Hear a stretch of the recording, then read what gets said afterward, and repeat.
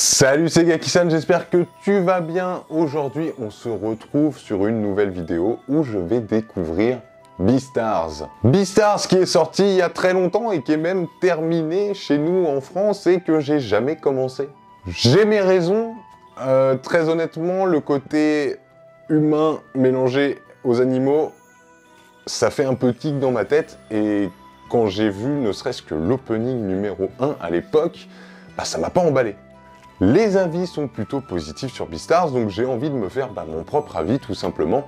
Donc j'ai acheté le tome 1 et le tome 2, et je vais les découvrir maintenant en vidéo et te donner mon avis à chaud à la fin de celle-ci. En tout cas, j'espère être positif.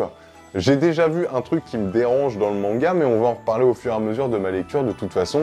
J'ai descendu un petit peu la caméra, je vais pouvoir découvrir le tome 1 de Beastars. C'est parti pour la lecture.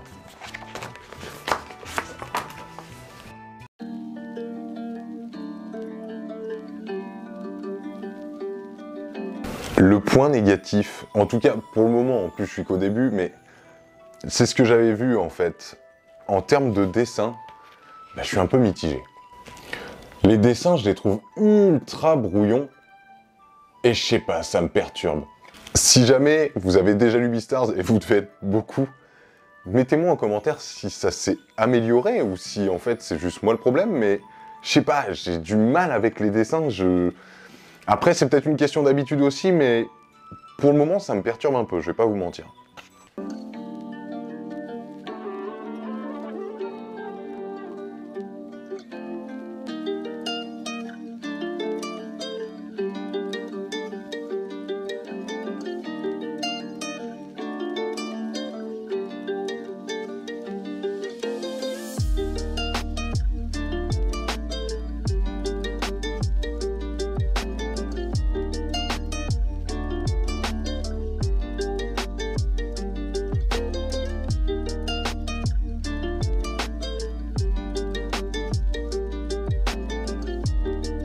Il me reste le deuxième tome, je vais pas donner mon avis direct, mais on va quand même discuter vite fait du tome 1. Déjà, Beastars, en termes d'histoire, je m'étais pas du tout spoilé, je ne savais pas à quoi m'attendre. Bon, j'ai compris. On nous parle de Legoshi, que vous avez juste ici, qui est un carnivore, et je suis désolé, mais je vais prendre en référence Zootopie, parce que je pense que par rapport au tome 1, après je sais pas comment va évoluer la situation et l'histoire, mais sans déconner, on est plus ou moins sur la même chose. Avec des différences, certes, mais sur le papier, c'est la même chose. Puisque nous allons avoir les herbivores et les carnivores qui vont cohabiter ensemble. Et donc, ce qui va se passer, c'est qu'il va y avoir un herbivore du nom de Thème qui va mourir, qui va se faire bouffer. Et forcément, on va penser à un carnivore. On nous le démontre comme un carnivore, j'attends de voir. Mais en tout cas, on nous le démontre comme un carnivore, et on nous démontre bien notre personnage principal, Legoshi, comme suspect numéro 1.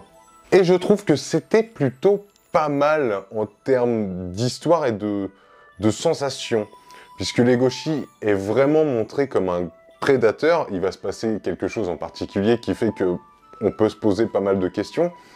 On va avoir aussi un autre protagoniste, le petit lapin, mais j'ai oublié son prénom pour le moment, j'ai pas enregistré, qui va, elle, être l'opposé de Legoshi, qui est un lapin nain, et finalement, elle attire beaucoup de mal, et elle se retrouve un peu toute seule.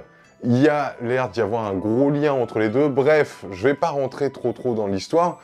Pour le moment, j'ai bien aimé. J'ai pas trouvé ça incroyable, mais je pense savoir le point fort, entre guillemets. Moi, c'est ce que j'ai ressenti sur le premier tome, mais on en reparle après la lecture du deuxième tome, ça va me confirmer ou non ce que je pense. J'ai fait couler mon petit café, j'en avais besoin après une petite lecture, je vais pas vous mentir. On enchaîne le tome 2 de Beastars maintenant.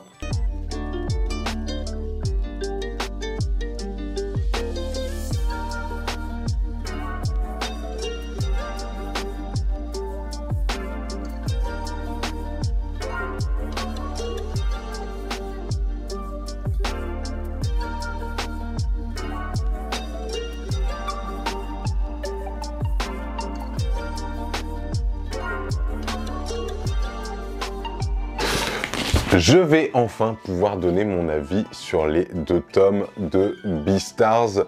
Déjà, je reviens sur les dessins. On s'habitue. Et il y a certains dessins qui sont vraiment sympas.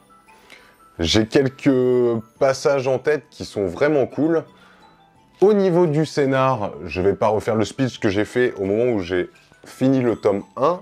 Il y a très peu d'évolution en termes d'histoire par rapport à notre loup et à notre lapin, mais sur les gauchis, ça avance pas mal. Alors, j'ai plus son nom, mais vous avez lui là, le cerf.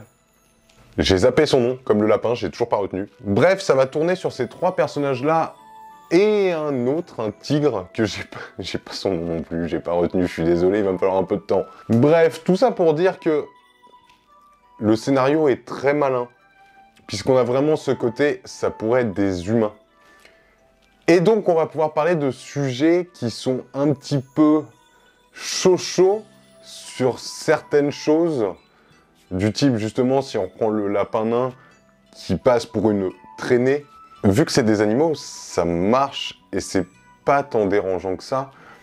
Si c'était des humains, les sujets utilisés dans l'histoire seraient un petit peu... ça ferait un peu polémique. Et du coup, c'est cool, et je comprends. Alors, au niveau de l'attachement des persos, les gauchis est trop cool, je trouve. Vraiment, je le trouve trop stylé. Et ça avance plutôt bien. Franchement, j'ai été plutôt emballé par Beastars. Très honnêtement, j'ai envie de continuer. J'ai pas envie de m'arrêter au tome 2. Je pense que, au vu de la hype qu'il y a autour de Beastars, je pense que l'histoire peut être vraiment très cool, et je pense que l'évolution peut être vraiment bien. N'hésitez pas à me dire dans les commentaires si vous avez lu Beastars, ce que vous en avez pensé. Dites-moi si je dois continuer, je pense très honnêtement que je vais continuer, je vous retiendrai au courant au fur et à mesure. C'était trop cool cette petite découverte, ça faisait longtemps que j'avais pas fait une découverte. C'était un avis à chaud sur la chaîne. Beastars, léger coup de cœur. On n'est pas sur une grosse dinguerie, mais on n'est pas loin quand même. Il était temps pour moi de découvrir Beastars en 2023. J'espère que cette vidéo t'a plu. Si jamais, n'hésite pas à t'abonner, ça me ferait ultra plaisir. Et je te dis à la prochaine, pour une prochaine vidéo, tout simplement.